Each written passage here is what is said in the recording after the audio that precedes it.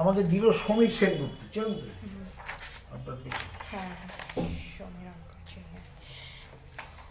ওর প্রথম কথা হচ্ছে ওরাল হাইজিন খুব খারাপ, দাঁত ঠিক করে মাজা হচ্ছে না, মাউথওয়াশ দিচ্ছি, করতে হবে। মেন রিজন যেটার জন্য ব্যথা করছে ওর, ওর একটা দাঁত আছে নিচে, যেটা ওর দুধের দাঁত, বেরায়নি ওটা, ঠিক আছে? আক্কেল দাঁত বলে যেটা নাকি? দুধের দাঁত, আচ্ছা, ওর ওটা বেরোয়নি। বাচ্চাবেলার যে দাঁত, আক্কেল হ্যাঁ। দাঁত ওর পরে আসবে, এখন না, 18 থেকে 21-22-এর মধ্যে আসবে, এখনো আসেনি।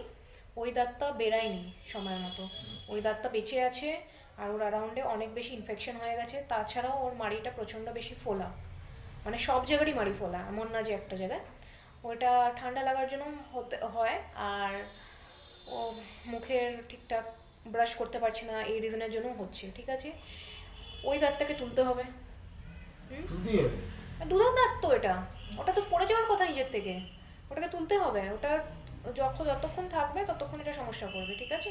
ওটা তুলতে হবে। ওভারঅল একটা ওরাল জেল ইউজ করতে হবে, মাউথওয়াশ করতে হবে। ব্রাশিংটা কত